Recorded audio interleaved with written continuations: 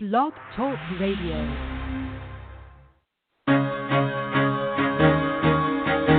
Carol the Coach. Sex, love, and relationships. We talk about it here. Carol the Coach.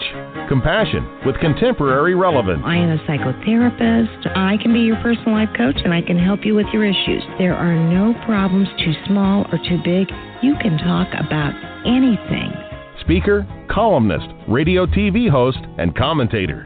Carol the Coach brings messages of wellness and empowerment within reach of everyday people every day. Almost 5 years ago, I lost my soulmate in an accident. He was killed in a plane crash. Life just, for me, has seemed to stop. There are groups all over the city. I teach one. It is a specific way to start thinking so that you shift how you see the world, which then shifts your energy, and then you feel better and you actually see things differently. Carol the Coach. Always available too at carolthecoach.com. Now I've got Russell on the line. I'm 47 years old. I'm a truck driver. I'm married. I have a wife in San Francisco. Okay. I haven't been home in 6 months. My thing is, I don't know if I have a sex addiction or what the problem is. Why do I want what I can't have? And as soon as I can have it, I don't want it anymore. You're right on target when you say, I don't know if I have a sexual addiction. Well, guess what? Yes, you do. And you know what? That's my specialty, Russell. So you're at the right place. Continue. I meet women online, and I'm in a different part of the country. I travel all 48 states, so I love sex. I hear self-esteem issues. You never felt good enough, and you didn't feel like you were getting what you should have then, and you're reenacting that now. Do you want to change that about yourself? You get what you need. Oh, yeah. Hey, I'm Carol Jurgensen-Sheets, a.k.a. Carol the Coach, and welcome to Sex Help with Carol the Coach. This is the oldest sex addiction podcast that we've got going on. You know, when I got my certification, and I think it was 2007, I wanted to do a podcast to help educate my listeners on sexual addiction. At the time, sex addicts were my niche, was my niche, and I just really felt like they did not have enough information. I wanted to disseminate more information. So I reached out to my colleagues in my own class, and these were people that had been working with me. They were skilled, experienced people. And I said, hey, I am going to do a podcast, and I'd like for you all to be my guest. Is anybody interested? Well, they looked like deers in headlights. They couldn't foresee that would be helpful. I'm making that up. I shouldn't say that. But let's just say they weren't comfortable with the idea that they'd be interviewed. And so I was able to find 3 or 4 people, and I did these individual podcasts. I didn't know about Blog Talk. I didn't know about some of the other big podcasting companies. And so I did a few, and then I didn't. And then about a year later, I said, you know what? I got to get this thing together. But I didn't know how to get it together. I didn't know what it would be like to create my own page, or, I had 2 websites, was unsure how to make this thing happen, how to get it on iTunes, how to get it on Stitcher. So I hired somebody, and within about 6 months, we got it together. I did the show, and many of you know I had about 36 listeners my first week. Yay. By the end of the month, maybe it was 2 months. Anyway, I had 3,000. And now I just looked at the stats, and I have 596,000 open downloads a week. That is almost 600,000 open downloads. That's not just downloads, because we all know that there are things we download that we never open. We never get around to it. So, I feel really good about that. And for most of you that are listening, I schedule 90 minutes. You can either schedule 60 or 90. I schedule 90 so that if we run over a minute or 2, I'm not having to cut off my guest. But I think 90 would be pretty much over the top. So truly, I try to keep our podcast to less than So 60 minutes or less. Sometimes they go 61, 62, or 63 minutes. So don't let that 90-minute thing scare you. That's just so that I have a little latitude, because they don't give me an opportunity just to say I want 65 minutes. The increments are 15 minutes, 30, 60, and 90. Actually, I can do a 3-hour show, but I don't think you really want to hear me for 3 hours. I do think some people you might want to hear that long, but not me. And so tonight, I'm pretty excited because, discovery is so traumatic for the partner and the addict. And so I have got an expert. Her name is Dr. Crystal Hollenbeck, and she does intensives, and she works with partners, and she works with addicts. She's a CSAT. She also has been accredited by ASECT, which is the American Association of Sex Educators and Counselors. So, she has a wealth of information, and she's going to be talking about how you can recover from the sex addiction and the betrayal, and, that includes whether you're a partner or an addict. Special message that I want to share with you all. Sometimes partners get mad at me when I see too much strength in their husbands or wives, the sex addict. They have been so betrayed. They've been lied to. They've been deceived. Their world has been rocked. Their pain is excruciating.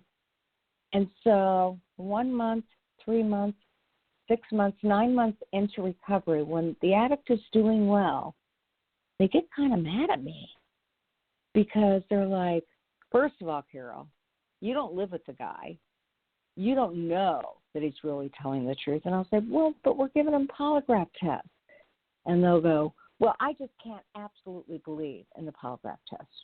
It really is a nice tool to increase the insurance that they need that they're doing good work.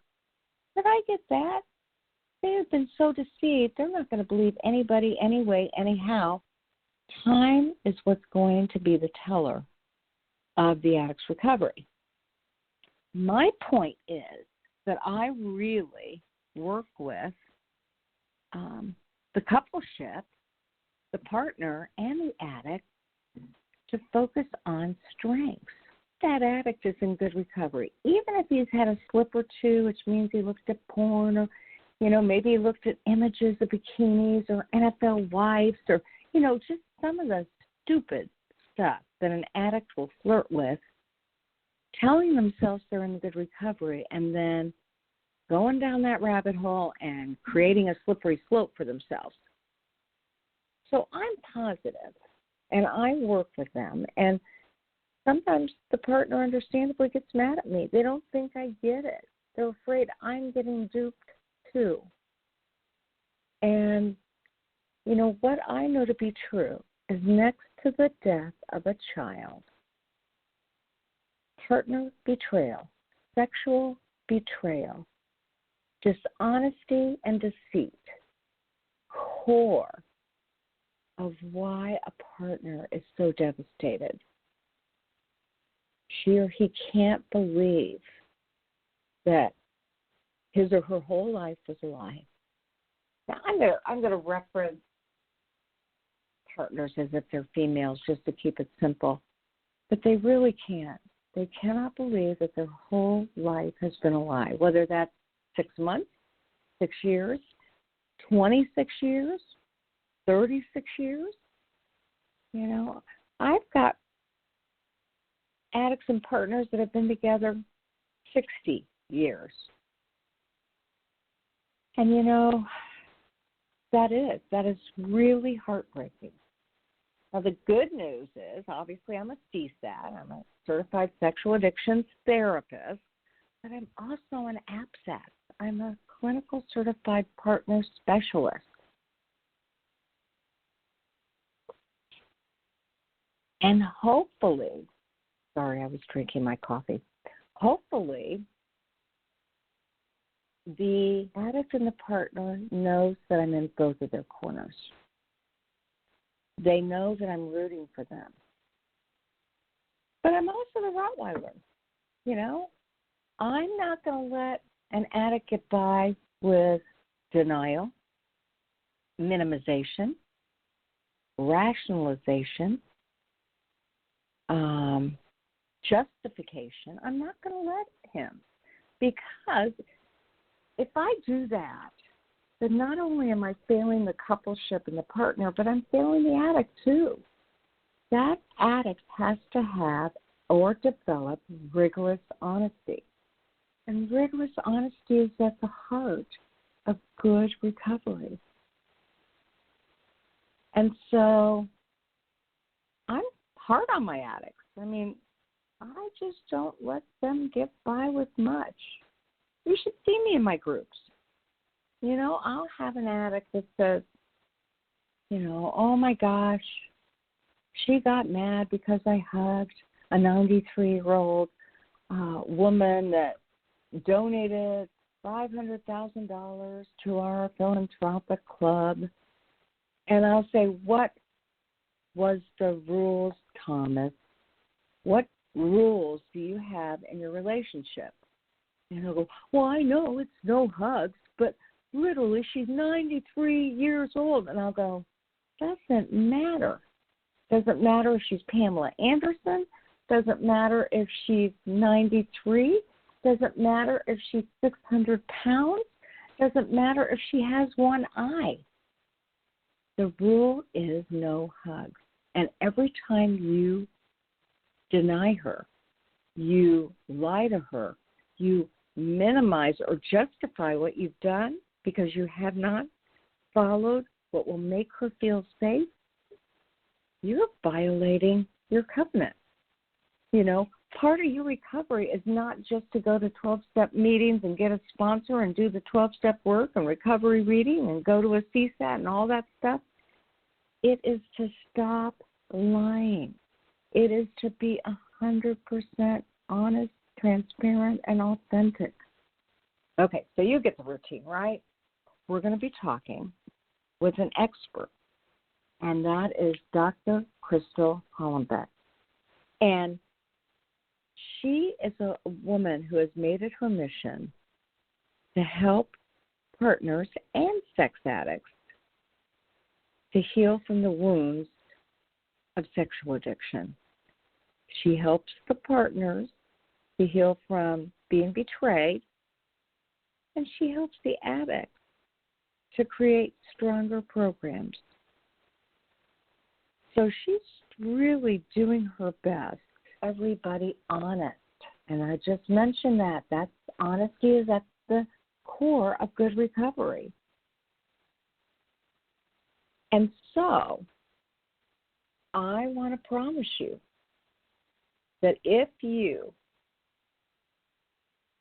are lying about your taxes, if you are lying about stopping off at Castle before you come home so you can have a couple of burgers, if you're lying by omission, you know, I just had a woman the other day, and let's see, what was her issue?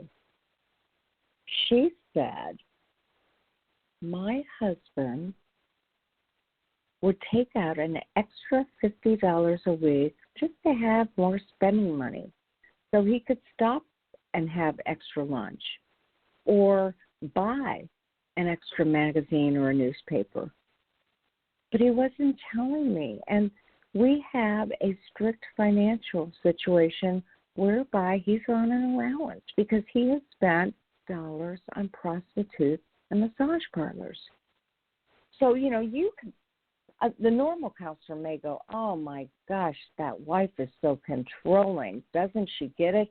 He needs a little breathing room. He needs to be independent. He needs to be an adult and treated as such. But that's not what he needs. He needs to be able to stand up for what he wants at the time that we're creating boundaries and consequences and expectations. And he needs to be able to say what he wants.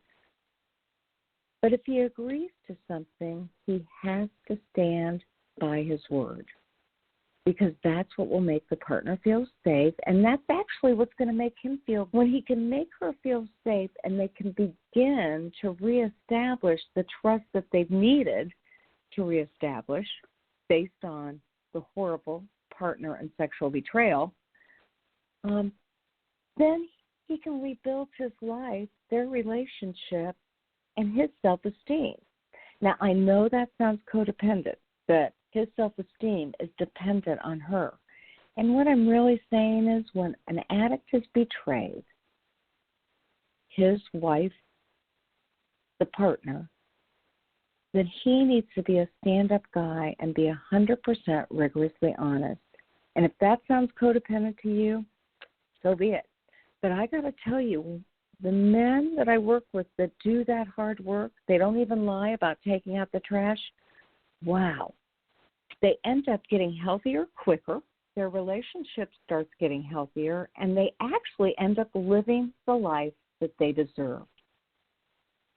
And that's why they're in therapy. They want to redeem their own sense of self, and they want to help the coupleship. And that's what we're talking about tonight.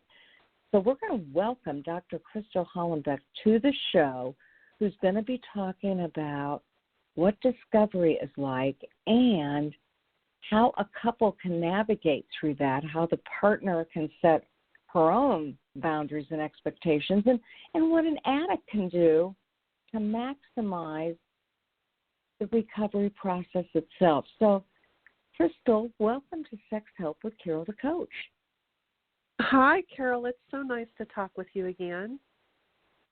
Well, thank you. Yes, I've just been so impressed with your work. And you do this relationship betrayal trauma recovery, and that is a mouthful, but it really speaks to what partners need to heal from the wounds of being betrayed by their intimate partner. And so I thought if we could talk a little bit about that, and since so many of our listening audience and partners alike, I've got a lot of couples that listen to the show, I'd kind of like to talk to both of them if you feel comfortable doing that.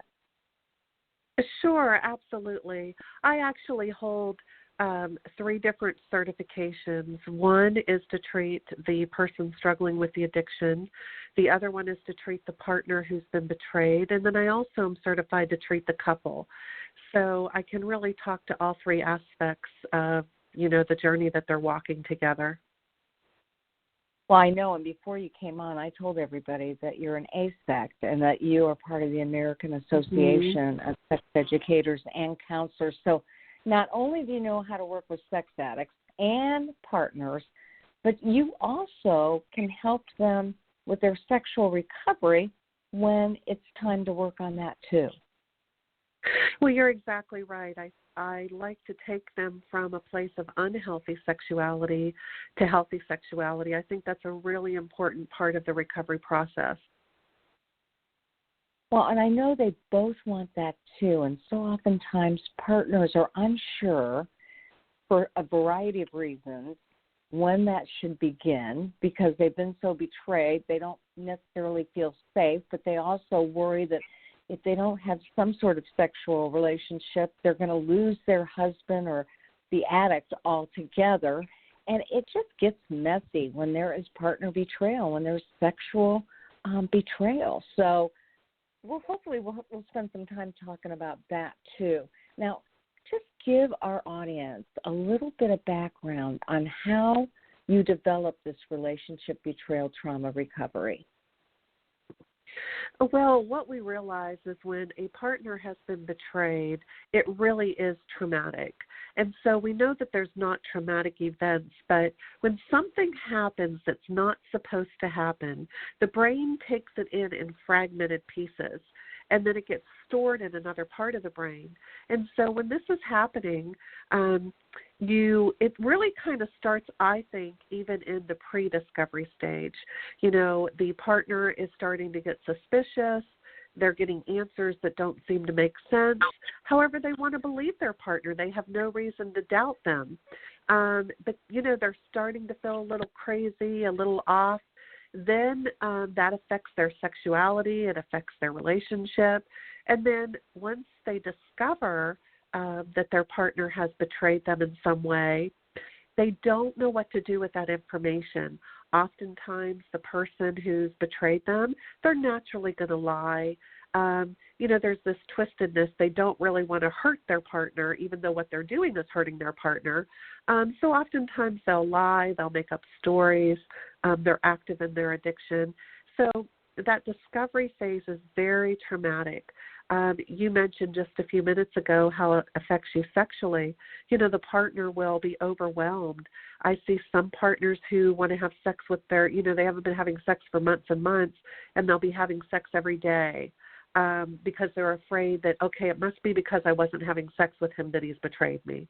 Or they'll think, I don't ever want you to touch me again. And so they're just all over the place. They don't know what to do with that information. It truly is trauma. And what happens is they'll develop some PTSD symptoms. And, of course, PTSD is post-traumatic stress disorder.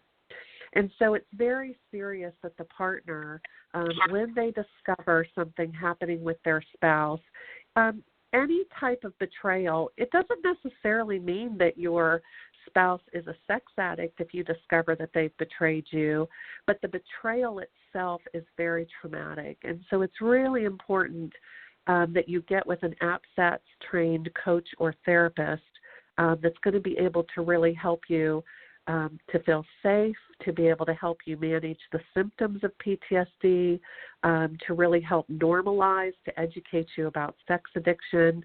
And then, of course, we see most of the time in my practice, not 100% of the time, but most of the time, when I'm helping the addict, he or she will usually have some trauma in their background through childhood or maybe their young adulthood that they've never processed as well. So the trauma recovery, the partner trauma recovery is very significant. And then also a lot of times the addict needs some type of trauma recovery as well. Tell our listening audience, because you referenced that sometimes partners go through post-traumatic stress disorder, PTSD. What are some of the symptoms for PTSD? They will feel very hypervigilant. So they will be obsessed with where their partner's at, what they're doing. They won't be able to sleep. Sometimes you'll be overeating or you won't be eating at all. People tell me that their mind will race, that everybody's so different. They can feel it in their body, like you'll feel stress in your body. You can't sleep. You'll be obsessed with checking his phone, asking questions. Some people also get very quiet. They can get very quiet and isolated and withdrawn. That could also be a symptom of PTSD. You're not yourself. That's probably the most important aspect to think about. Like, I just don't feel like myself. A lot of people will be jittery. They'll feel it physically. They'll feel it in their brain, can't calm down, nightmares, making up a lot of feelings of desperation, making up a lot of stories in your head. Because remember, post-traumatic stress disorder is an anxiety disorder, and that is related to the trauma that happens. So very heightened anxiety symptoms would be prevalent as well. Well, that makes sense. And for our listening audience, oftentimes we as therapists talk about the window of tolerance. And when you are outside of the window of tolerance, you either gain that hypervigilant state and those racing thoughts and those heart palpitations and the fear and the paranoia and the anxiety, or you get really depressed. You go the other extreme, get really, really depressed, and you're lethargic and you have no energy, and you just don't feel like you can mobilize the way you did before pre-discovery. So if you have those kind of symptoms, it is so important to go to a CSAT through sexhelp.com or an APSAT, a clinical or a certified specialist at APS-ATS, and find somebody who can help you with this kind of trauma. Now, you mentioned the pre-discovery because you said oftentimes people have that gut feeling that something's not right. But when they figure it out, when discovery has occurred, what should a partner do? If you're exactly figure out. Yeah. No, I'm sorry there, Carol. You're exactly right. They have to pay attention to that intuition. Something's not right. So the first thing that I recommend is when you discover something that your spouse has done, go to them with your concern. Notice how, and I'm going to use the pronoun he. I do see both, he or she, but I'm just going to use he for now. Notice how he responds to you. Does he talk about the concern with you? Does he become defensive? Does he tell you you're crazy? Does he say it's all your fault, try to blame you? Keep in mind that if he is having an affair or using porn, it doesn't necessarily mean he's a sex addict, but you both need to seek professional help anytime there's a betrayal because he needs to be assessed. He needs to, you were talking about this a few minutes ago, Carol, he needs to really be able to tell the full truth to you about what he has done. You need to know the truth of what's happening, and you're going to need trained professionals to really help you to work through that discovery. But that first step is to really talk to him and see how he responds. Yeah, good point. And like you said earlier, Crystal, it is a normal tendency for somebody who has problematic sexual behavior that's compulsive, whether they're an addict or not, to want to lie or minimize or deny their behavior. And so we can almost predict that that is more often than not going to occur. So if you're a partner, you're going to get a lot of that stuff, and that's where you have to stay strong and really believe in the information that you have that's actually created your suspicions to begin with. So if a partner doesn't have proof, but they just have that gut feeling and there are things that aren't adding up, what should they do? Well, they're going to need to follow their intuition. So I tell people that if you suspect something's not right. It might just be that maybe you and your spouse haven't been spending enough time on the marriage. So maybe you just have this space between the two of you. So maybe there's nothing going on that's wrong, but you still have to go talk to each other. You have to be able to say, this doesn't seem right to me. If your spouse gives you an answer that makes sense to you, then go ahead and take that. Usually what we find is if they are acting out, and that's what we call whenever they're doing the betrayal behaviors, if they're acting out in some way, you're going to find something else. Somebody's going to tell you, you're going to find a second issue. I have a lot of people that will discover one thing and their spouse will give them an answer that's like, okay, or they'll buy into, oh, I just did it one time. It's the first time I ever did it. And they might take that, but if it's ongoing, you're going to find out some other aspects to what he is doing pretty soon, most likely. Well, that makes sense. And so you're saying trust your gut and then take a look at it and figure out.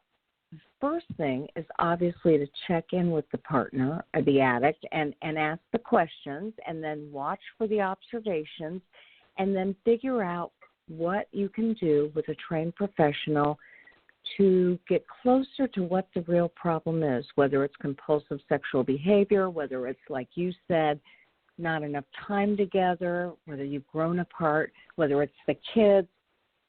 But the first part is to be honest with your feelings. And I do tell partners, I want you to model that behavior because that's actually what you're asking from the addict.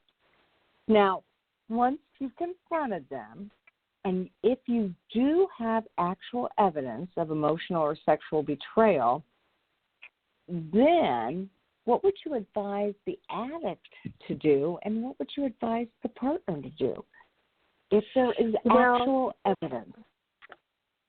Yes, I would advise the addict to be honest and to go to therapy with their partner. However, I work with addicts and partners on a daily basis, and I'm going to tell you that usually just doesn't happen. Usually when the addict is caught doing something, they're usually not completely honest. They'll usually own up to whatever's in front of their face that is evidence that can't be disputed, but they're still going to be lying to a certain degree. And although it's going to enrage the partner, it's also understandable. Addiction is a real problem, and lying and addiction go hand in hand. You can't have one without the other. But we also have to remember that shame goes hand in hand with addiction. And what happens is the person who's the addict, he has probably tried to, and again, I'm using he, but I see both he and she, men and women, but he has probably tried to stop many times and hasn't been able to. He's probably ashamed of what he's done. We always say the core belief for a sex addict is if you really knew me, you wouldn't love me. So we know that they usually have some issues with loving themselves. So not excusing the betrayal at all, but understanding the most important thing I tell couples as soon as I meet with them is we have to get you educated. You have to get educated to understand what sex addiction is. It's a complex issue, what it is. You have to get educated on betrayal trauma. We've got a partner who's in a state of trauma. We've got an addict who has just been caught and is going to try to do everything they can. I mean, they're full active in addiction. So usually they're going to lie. They're going to minimize. They're scared. They're probably the biggest fear that they tell me is that their wife is going to leave them. And so they're overwhelmed. They're afraid they're going to lose a job. They're afraid somebody's going to find out. Their children will be disappointed. So when you're really at that beginning, I can't stress enough that you really do need trained professionals. I've seen a lot of couples be harmed by going to just a marriage counselor when they're facing this type of betrayal. Simply because they're just not trained. They don't really know how to handle the addiction and the betrayal that's going on. But it's very overwhelming for both. So the advice I would love to give to the addict would be tell the truth. Sometimes I don't know that's possible until they get into therapy and they get educated. A lot of times, Carol, as you know, the person who's an addict, they don't even know that it's addiction.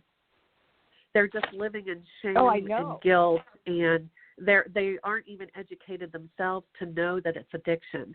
So anytime you have a betrayal, both of you getting into therapy as soon as possible with a trained therapist, then they can really start getting you educated and getting you on track for the healing process.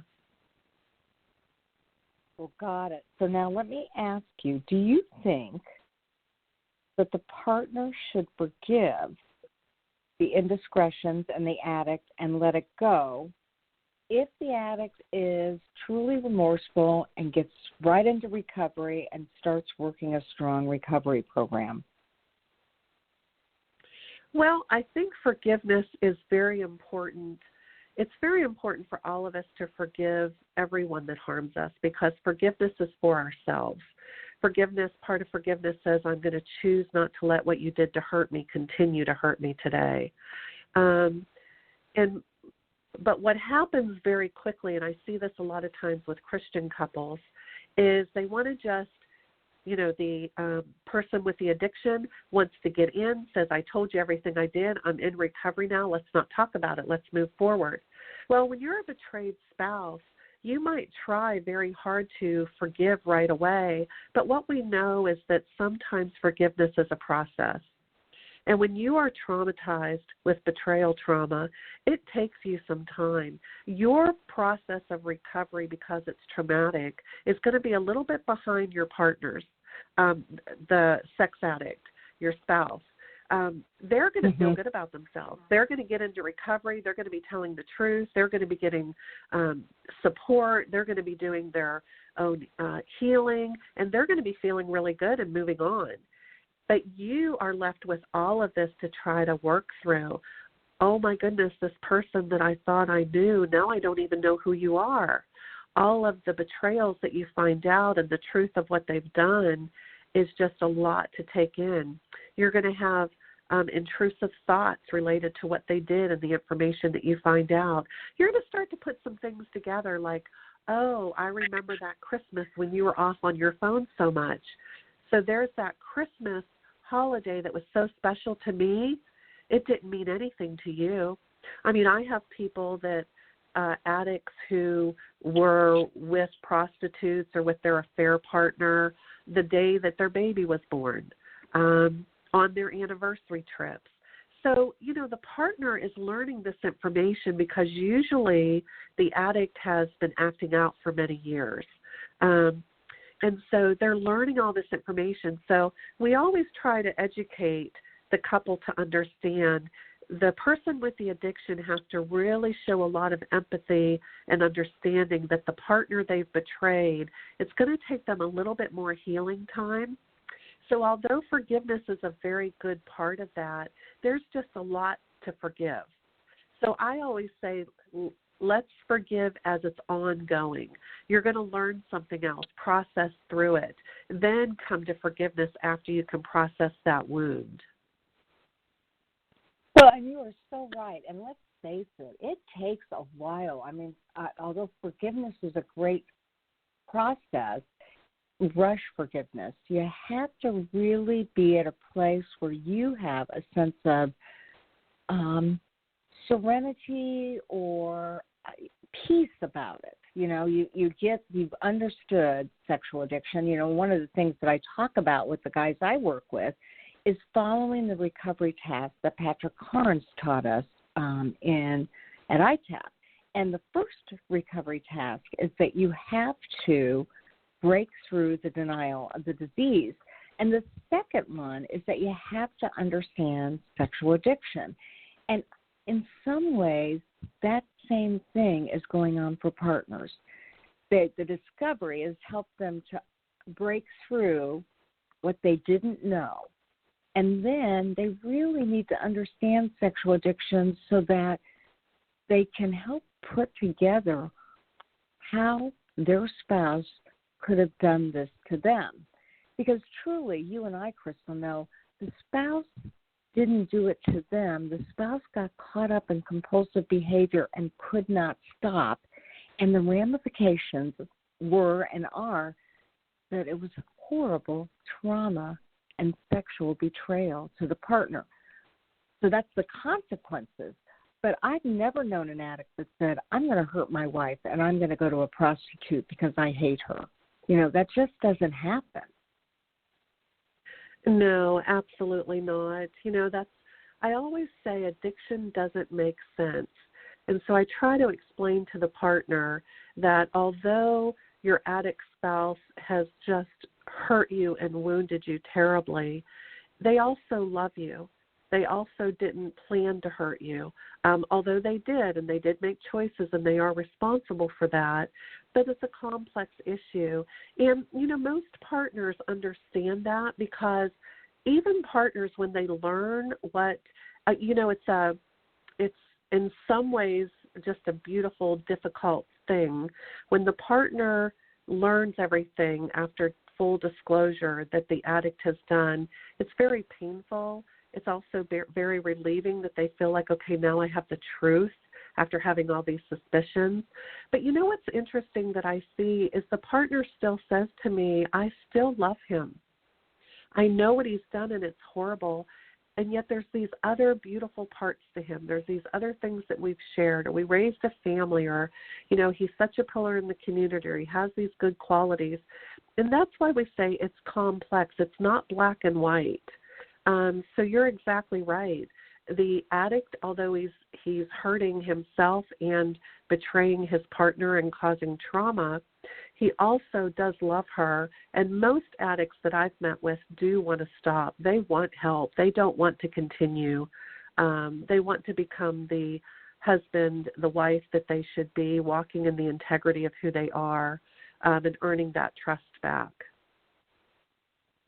Yeah, that's a great point, and I 100% agree. And probably between the both of us, we have over a quarter of a century's worth of experience in working with addicts and their partners.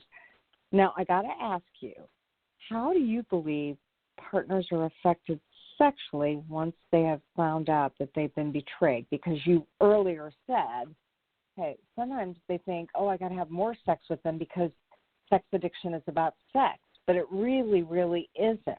So I'm going to ask you, what would you advise your partners to do sexually after discovery and after he's gotten into some, let's say 90 to 180 days of recovery? Well, when a couple comes in, we're going to ask the addict to do what's called 90 days of complete abstinence.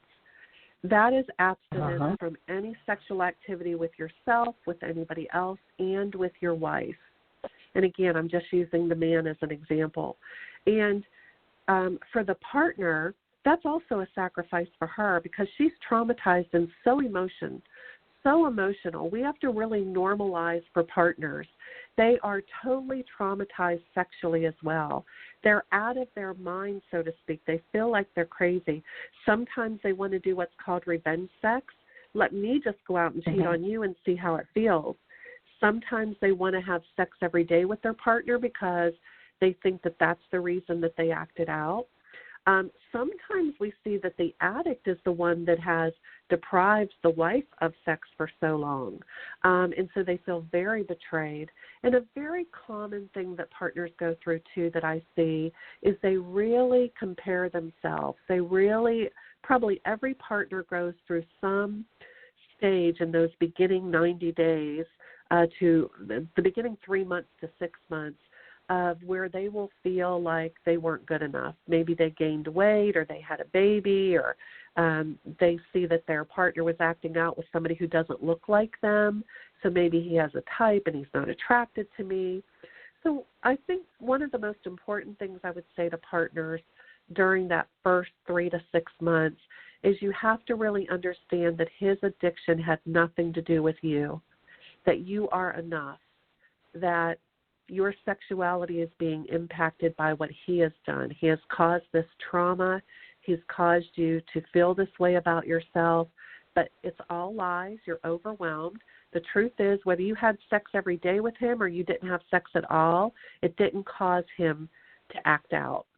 Whether you look like who he acted out with or it didn't, it has nothing to do with addiction and his acting out. And it takes, it takes education and the partners to really be able to be encouraged and normalized with that because it's very natural to feel that way.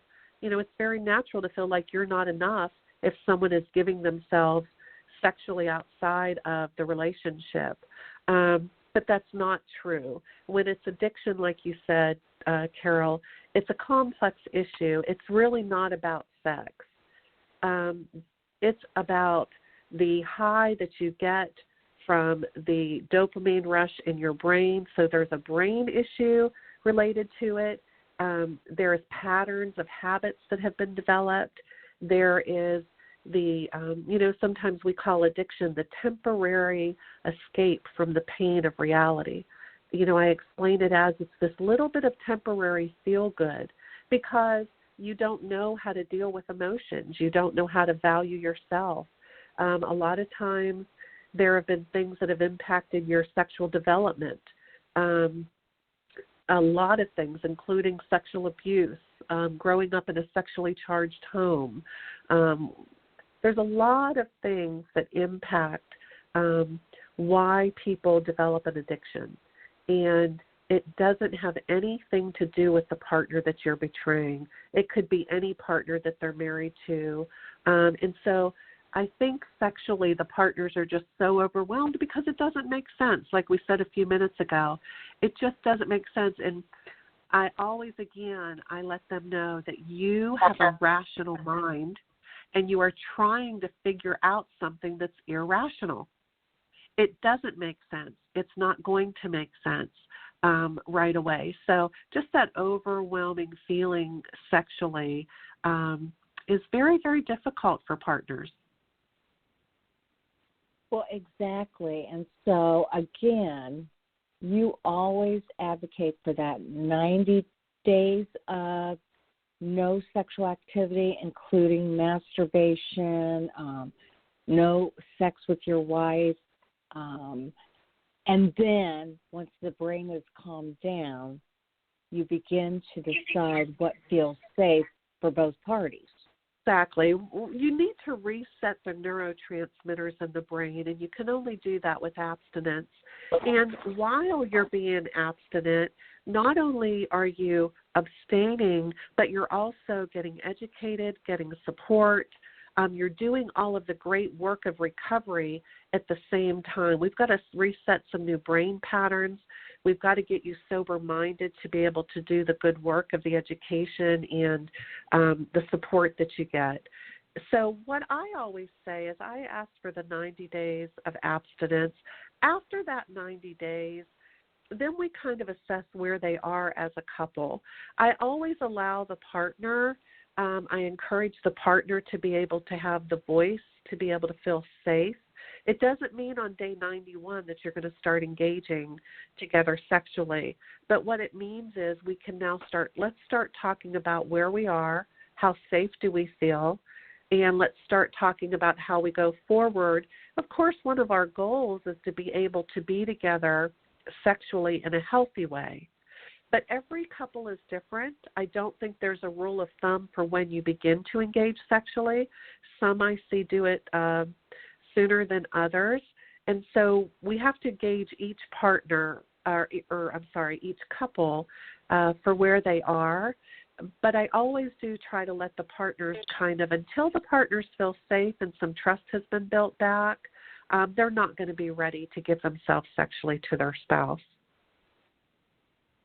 Yeah, and, as I hear you talking about partner trauma and how to help couples navigate through this, I can hear that compassion for both the addict and the partner. So that's that beautiful space you hold for them. And that's what you provide when you're working with them, either individually or as couples, doing that early recovery couples work. Now, let me ask you, I'm gonna get even deeper. I want to know, how do you believe that partners are affected spiritually when there has been sexual betrayal?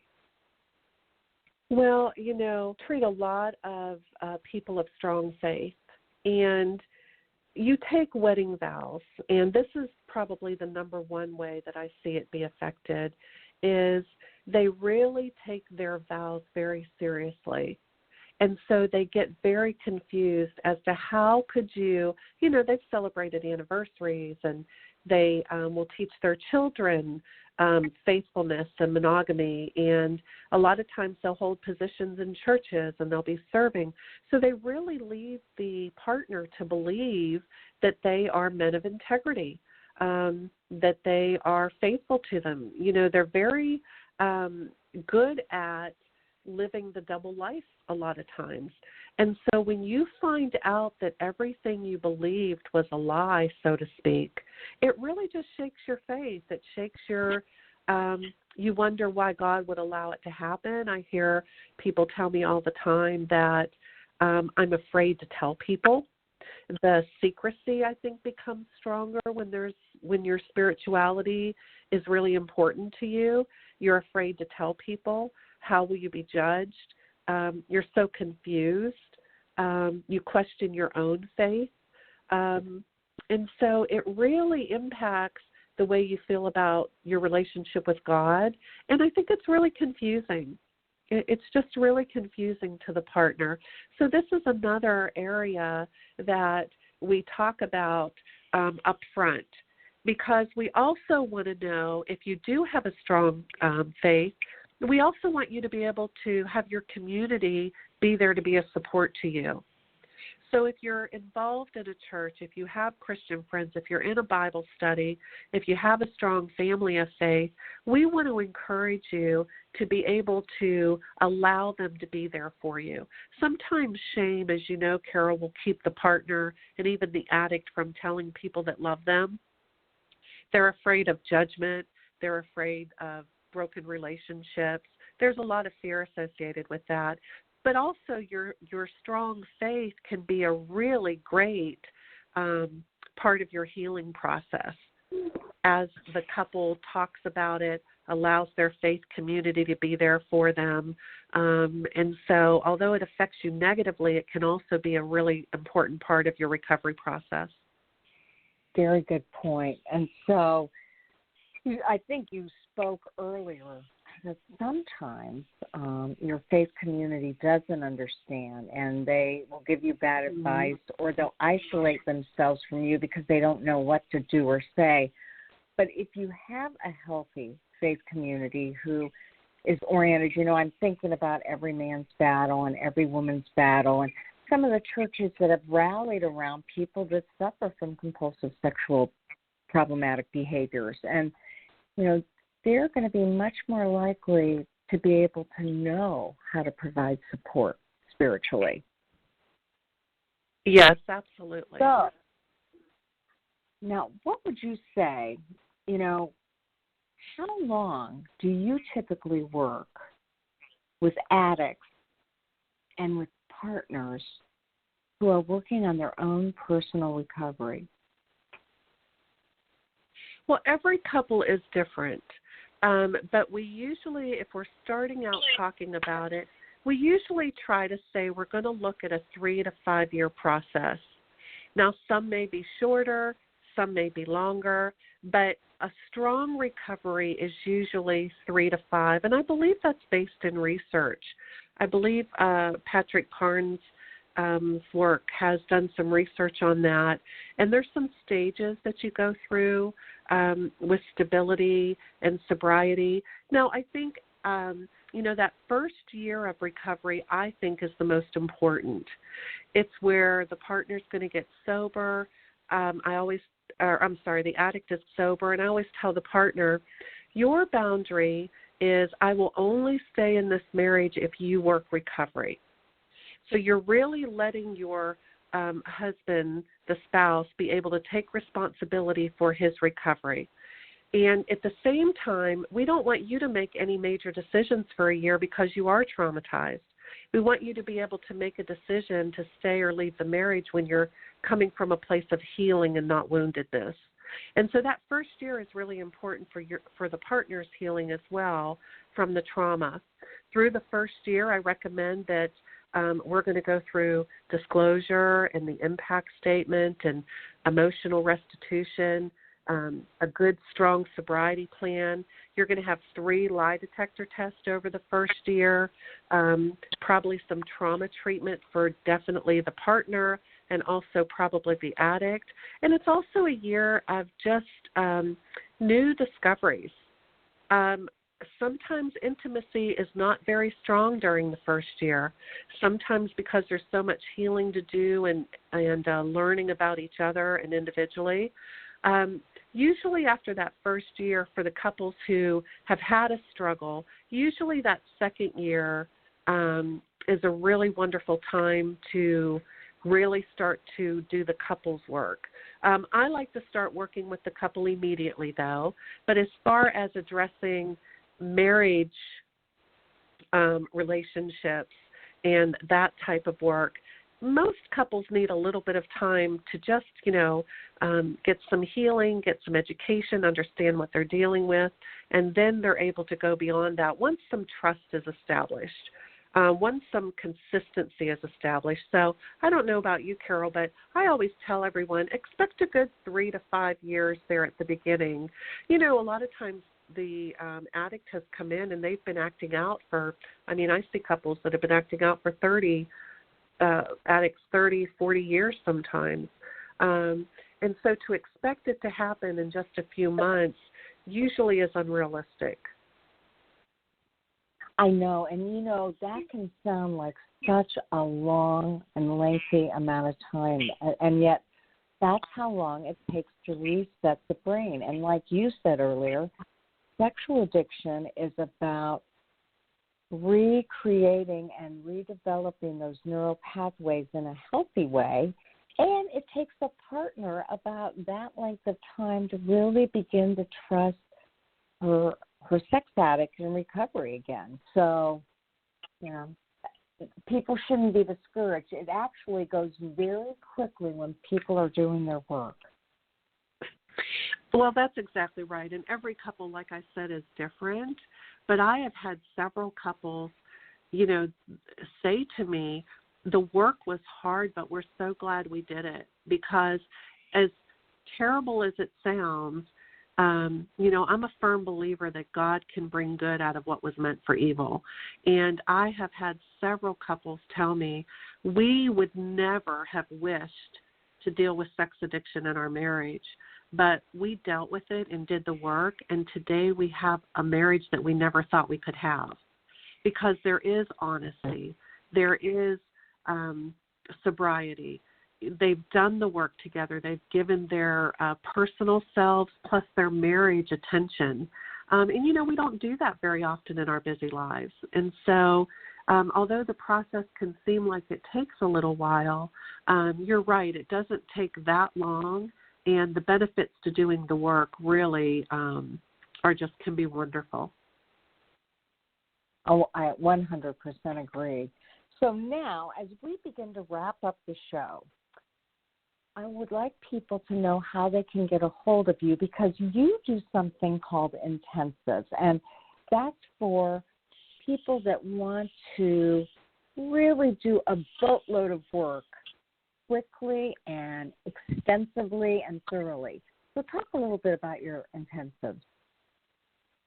Yes, I offer 3-day intensive therapy for the couples entering into sex addiction recovery, as well as for trauma recovery. So for the betrayed partner, I do a separate 3-day trauma intensive. And we we do a lot of work in a short amount of time. You really take 3 days out of your life, and it's really intense. I ask you to kind of disconnect from the world and really give these 3 days of focus.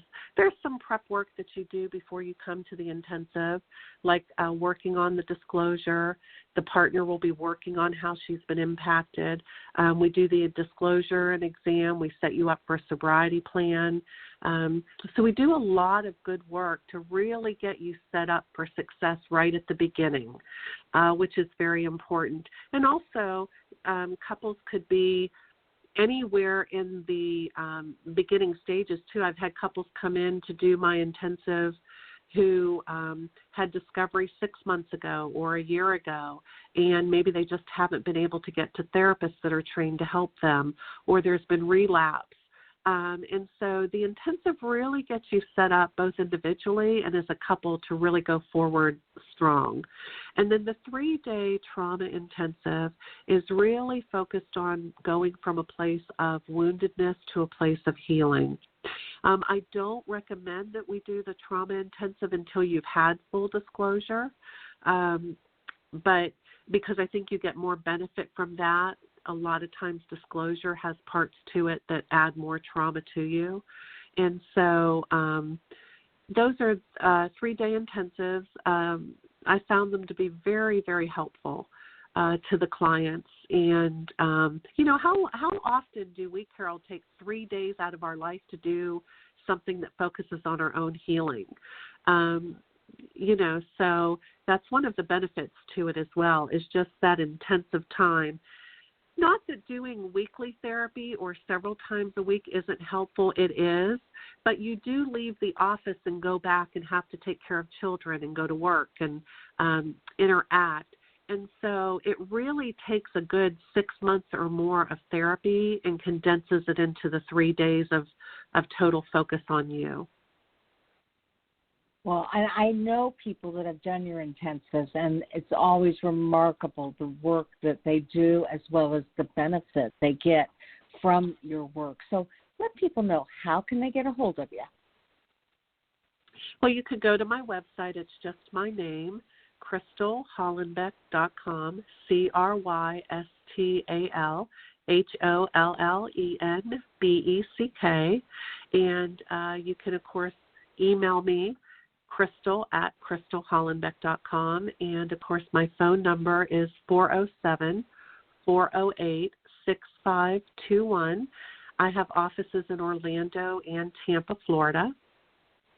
And I'd be glad to answer any questions that anyone may have or be a help to you if I can. Well, Crystal, thank you again for this wealth of information. You've made this so understandable, and, I appreciate the work you do and hope that people will look you up and utilize your services, because you're a skilled professional in so many ways. You really are good way. I mean, having that sexual addiction background and that partner-sensitive trauma background, and then the normal sex therapy that so many therapists don't have, because that's a whole long certification in and of itself. So I appreciate your work and just wish you continued success. Oh, Carol, thank you so much for all you're doing to help people, and it's always a pleasure to speak with you. All right, you take care and keep me posted. Okay, you too. Have a good evening. Bye-bye. Hey, you too. So again, that was Dr. Crystal Hollenbeck, and she provides these intensives. She works with people in the Florida area. I highly recommend her. She's got incredible skill and compassion, and she's just a resource for so many. Now, I got to say goodbye, but I do want to say to you, there will only be one of you at all times, so fearlessly have the courage to be yourself and to be honest. And we'll catch you next week for more sex help with Carol the Coach. Make it a good one.